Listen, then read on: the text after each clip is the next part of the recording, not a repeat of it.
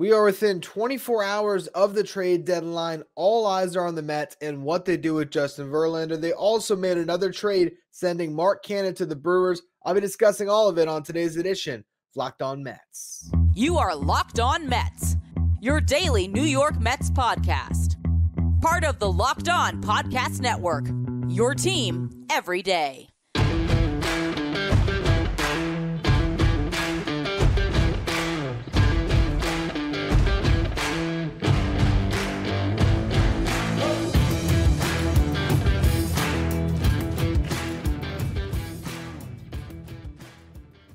Hello to all you amazing Mets fans. You're watching Locked On Mets, part of the Locked On Podcast Network, your team every day. I'm your host, Ryan Finkelstein. If you want to find any of my work, follow me on Twitter at Finkelstein Ryan. Also find some of my writing at justbaseball.com, where I work as the managing editor. Download the Game Time app, create an account, and use code LOCKEDONMLB for $20 off your first purchase. Last minute tickets, lowest price, guaranteed. Well, the Mets continue their sale, and Mark Canha, the latest casualty, sending him to the Milwaukee Brewers in exchange for a pitching prospect, Justin Jarvis. To see Canha go is unfortunate because he was a really great soldier for the Mets the last couple of years, could not have a better guy, and he's just a solid baseball player. Even through the cold stretches, it didn't ever feel like he was really giving you bad at-bats. Guy that didn't strike out too much, walked a lot. Of course, got hit by a pitch more than most people would like, but he had no problem leading into them and played good defense in the outfield. Was he a great defender out there? No. Did he have a good arm? Absolutely not. But he got to everything he could. He was sure-handed. Played third base in a pinch when the Mets needed him to. Obviously could play some first as well. So the Brewers got a dynamic player that, they could just put all over the place for them, right? Maybe not dynamic is the right word to describe Mark Canha, but a versatile player, and one that I'm sure will help them as they try to win that NL Central division. But in return, the Mets eat the salary and they get a pitching prospect back. So again, a scenario where you figure eating salary improved return. I'm not blown away by this return, but I think it was good. I'm not upset about it. I'm not thrilled by it. It's just okay. It's a rental outfielder, essentially. They do have to worry about the buyout. The Brewers do. The Mets aren't covering that. So less money on that next year's payroll. That's their problem. If they decide to pick up the club option for, I think it's $11.5 million, it's theirs, or they'll buy him out for $2 million. The Mets, they absorb the salary this year and they get a pitching prospect back who slots into a part of their farm system that they don't have a ton of depth. Now, granted, they have seen some developments this year that are encouraging. You have in Double-A right now, Blade Tidwell, high draft pick, first-round pick last year, who looks to be the real deal. And we'll see how he continues to progress and closes up the season in Double. You have Christian Scott up there as well. He's had a meteoric rise in the system this year among a lot of evaluators' eyes. We'll see how high he ranks in the Mets top 30 soon. You have Mike Vassell up in Triple-A. Tyler Stewart, I should also mention. I think I mentioned he's in Double-A now, I believe. So there has been some guys that have shown that they can really be part of the mix. Whether any of them become frontline starters is to be seen. I think Tidwell's probably your best chance at it. But, a couple of these guys hit and you have some cost-controlled rotation depth for years to come. And what they've done at the deadline at this point, if you extend it back to when they made the first trade, saying Eduardo Escobar to the Angels, eating money and getting Coleman Crow in return, they've gotten two guys that I think slot into a similar range in the Met system. And that's where Jarvis is with Coleman Crow. Guys that are in probably somewhere between 10 to 15, you would think right now in the system when everyone updates. The lowest either would drop is somewhere in the top 20, but I believe probably, again, somewhere in the 10 to 15 range. And guys that next year will probably be in the AAA rotation and could be called on in a pinch. So to focus in on Jarvis in particular, again, right-handed pitcher, pretty big guy, 6'2". Last year was his first full workload where he made 28 starts and pitched 141 innings. Began in high A, 121 innings there, 4.02 ERA. Was promoted to Double, pitched to a 2.70 ERA in 20 innings, and then continued to Double this year where he experienced a little bit of a breakout. had a 3.33 ERA in 14 starts and across 75 and 2/3 innings pitched. He struck out 91. Strikeout rate of 28.6 was really solid. Walk rate 8.2%. You'd like that to come down a little bit, but that's not bad by any stretch because of how well he pitched this season. Baseball America in their recent rankings has him number 12 in the Brewer system, or had him number 12 in the Brewer system. And they speak about a 4-pitch mix that he has, and that giving him the chance to stick in a big league rotation, potentially being a back end guy. Fastball sits at 94 to 96, tops out 97, has a good slider, curveball. He's got a splitter he's trying to learn. That's going to be key for him to be able to pitch to lefties. And if you watch him pitch, a lot of people pointed this out, mechanics look eerily similar to Chris Bassett. Starts very upright, the arm very over the top, and with fastball that he's able to command at the top of the zone. So we'll see. We'll see how he continues to develop.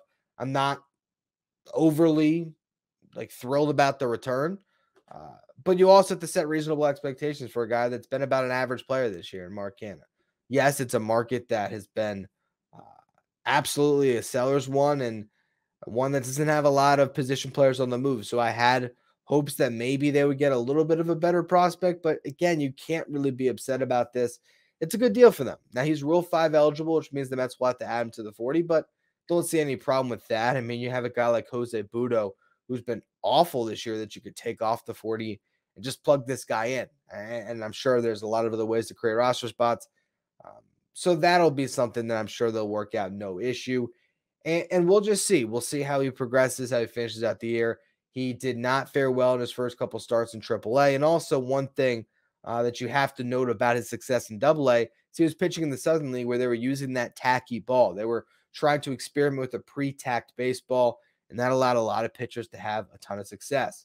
Coleman Crowe was also pitching in that league when he had his great 4 starts at the beginning of the season before he got hurt and has remained hurt this year. So you have to take their numbers with a grain of salt, but we'll see. The Mets are trying to develop a pitching lab. They're trying to really help guys tap into more. And you can laugh at that, but you have seen it this year from Vassell, from Christian Scott, from Tyler Stewart even. So there is a chance that that could actually be something that is a work in progress that continues to improve, and this guy slides in. And you never know. If you end up getting any sustained run of Justin Jarvis in a Mets rotation, this is a home run of a trade. And again, full control over this guy. So that's good to see. Now, the question is there a better prospect still coming at this deadline? And there's a couple pieces that can be moved. There's Tommy Pham, who you would think would get you maybe a slightly better return because he's having a better season. And so the Mets still hold that ship, and I wonder how long they do. Is this a guy that they wait to the last minute and hope they get the best possible offer on? Or are they waiting to potentially include him in a trade where Justin Verlander goes out? That's what we're going to discuss next, as Verlander is suddenly linked to Houston, which is not the ideal trade spot, in my opinion, when it comes to prospects coming back. But we'll discuss that in a minute. Before we do, today's episode is brought to you by Game Time. Have you ever been in a situation where you want to go to the game, but find tickets is so stressful that you ultimately decide to just stay home?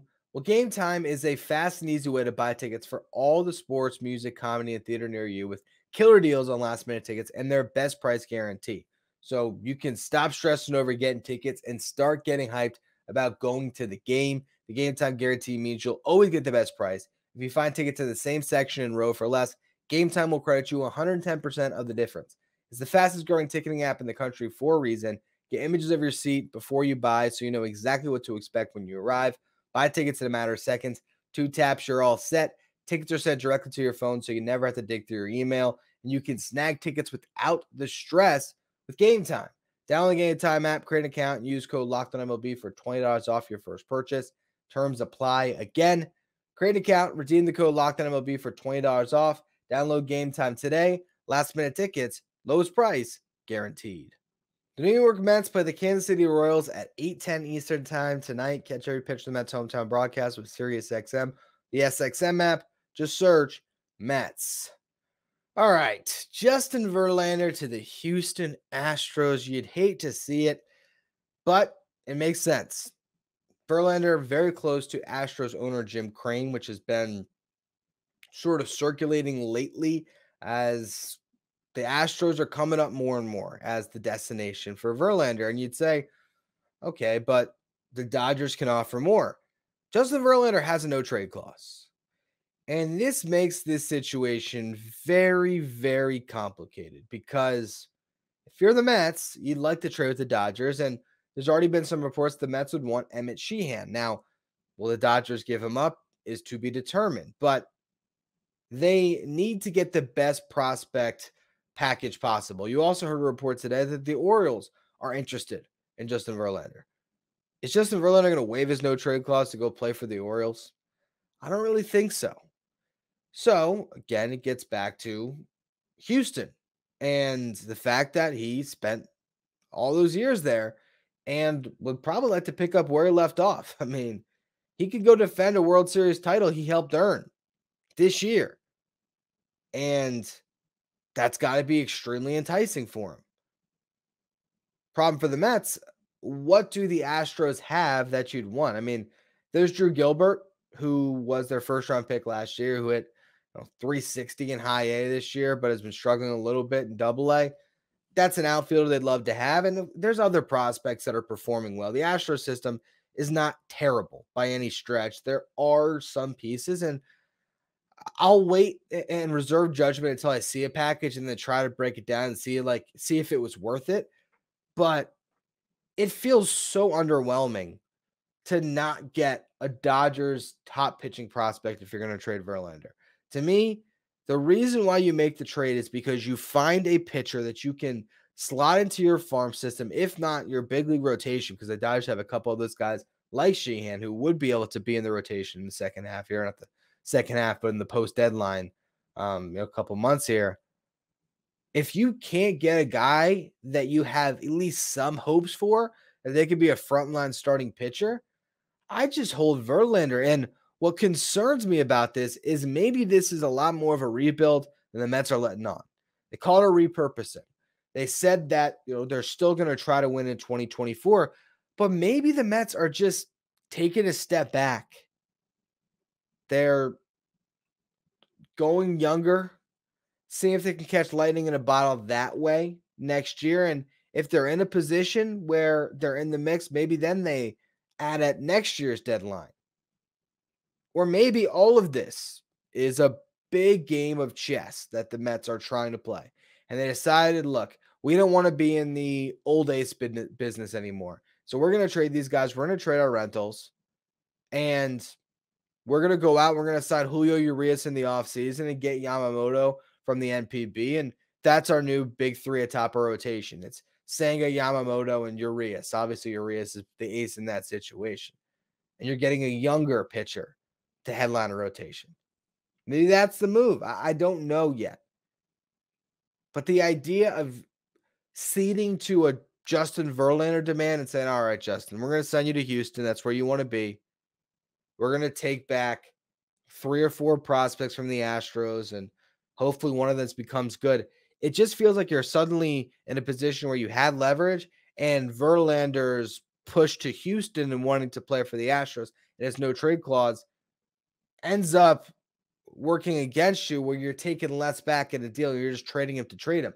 And in that instance, can you not just keep the guy? Honestly, because the crazy thing about all of this, and it's not to say that, hey, the Mets are going to win the World Series this year. We know that's not happening. But as things are breaking out, the Mets are sitting 6.5 games back. With Justin Verlander and a weak schedule, it's not impossible that you're at least playing competitive games in September. And then if you go into next year with an improved farm, Verlander, Senga, and Yamamoto even, right? Like, you have a real chance to win a World Series next year. I just would not trade Verlander to trade him. And I hope that's not where the Mets end up here. Because you might get a little bit intoxicated with, we're buying prospects. We're buying prospects. We're buying prospects. Hey, Justin Jarvis, we bought that prospect. Did they even have to eat this much money to get Justin Jarvis as a prospect? Not that it matters. But even that feels like Canha on the minimum couldn't have got you more than you got for Eduardo Escobar on the minimum. Because I feel like the Escobar trade was a little bit better. They got 2 arms, not 1. And I think Coleman Crow might be a little bit better than Justin Jarvis. Deadline, things happen. I get it. Best offer on the table, you take it. But if you're at this point, why not just trade Tommy Pham for maybe a slightly better prospect, but hey, you get what you can. Take your calls on Narvaez and Rayleigh and Ottavino and Quintana and see if there's something out there. But it wouldn't be the worst thing in the world to just roll. And you got Acuna as the big haul of the deadline. Everyone suddenly is starting to come around on Marco Vargas as the prospect they got in the Robertson trade. Someone who clearly a top 10 prospect in the Mets system right now and could have helium to be even more than that in a year. They've already done well selling. Don't just sell for the sake of it. And that leads me to a little thing I read in the Athletic that the Mets have been listening on Pete Alonso, and that is something that got my blood boiling. That's where I want to close the show today. Don't you dare trade Pete Alonso. I don't think I have to explain it, but I will in the next segment. First, though, another word from our sponsors. The New York Mets play the Kansas City Royals 8:10 Eastern Time tonight. Catch every pitch of the Mets' hometown broadcast with SiriusXM on the SXM app. Just search Mets. Pete Alonso on the block. There's a world where it makes sense. There's the outsider's perspective who says, why aren't the Mets listening on Pete Alonso? He's having a good season. You're selling anyway. Free agent after next year. Only one of their guys that's not locked up to a long-term deal. Why not move him? Why not move him for a haul? Pete Alonso would be by far the best position player move to this deadline. By far. I don't know if you're quite getting a Juan Soto package for him, but you get a damn good package. You get a better package for Pete Alonso than anything else you've traded. It's including Scherzer and Verlander. It would be PR suicide to trade Alonso. And maybe there's some people out there who think, hey, trade him, get what you can, go all in on this repurpose / it's a rebuild. If you did that, there's no denying it's a rebuild. It's a complete rebuild with all the money you're spending to Edwin Diaz and Brandon Nimmo and Francisco Lindor, Jeff McNeil. Doesn't make sense. Doesn't line up. It would make a lot more sense that 2 days after the deadline, you announce a contract extension for Pete Alonso. But to trade him, fans would outrage. Fans would riot. Not literally, but they're certainly not buying any tickets for the rest of the year. And as the Mets said, they want to still have a product they can be proud in. You can't be proud in your product if you're trading Pete Alonso. Pete Alonso is a guy that is homegrown and has literally hit more home runs than anyone in the amount of games he's played to start his career. He is a guy that you should be working on keeping in a Mets uniform for his career because he's done everything right. And in a down year this year, so to speak, he's hit 30 bombs before we got into August. And that's a down season. So the last thing I would want to see, literally, you could tell me Justin Verlander was traded to the Houston Astros for their 29th, 28th, and 27th prospects, and I would be more comfortable and happy with that than finding out that Pete Alonso got traded for anything, because it just sends such a horrid message. It shows that you're just giving up, and I can't believe the Mets would do that. Now, it's also in a report in The Athletic where they're talking about rumors, and to say the Mets are listening on Pete Alonso is to say that they're just not hanging up the phone immediately. And they're probably curious what the market might be, because if you can't come to terms on a contract extension this offseason and things don't start out great next year, okay, now I can get my head around a little bit more. Or even in the off season, I guess, if you just did not come to terms at all on a contract. But It's not like Mark Vientos has come up and proven to you that he's ready to take Pete's job and you have a built-in replacement at first base. So again, I'm probably overreacting to this, but just to see that they're listening, I'm like, come on. Don't do that. All right. Trade Tommy Pham. You know, honestly, I'd be happy if they just did that. They kept the team as is and just traded Tommy Pham at this point. I feel like they still won as sellers if they only do that. And guys like Justin Verlander and Pete Alonso, you got to remember it's hard to acquire talent that good, and you shouldn't be giving it away for spare parts. And that sentiment I'm referring to Verlander and just acquiescing to his trade desires and saying I want to go back to Houston. Well, you're under contract with the Mets, and Houston doesn't have the prospects that could get it done. Then again, maybe a trade's made. We look at the package when it's all put together. And we say, all right, that was actually a good deal. And that's what the deadline's all about. Make sure you follow, rate, and review, because I'll be going up with podcasts as soon as any more big deals happen. Head of that deadline tomorrow. Subscribe on YouTube. Follow me on Twitter at Finkelstein Ryan. Follow the show at Locked On Mets. And if you want to catch every pitch in the Mets hometown broadcast, you can do so with SiriusXM on the SXM app. Just search Mets.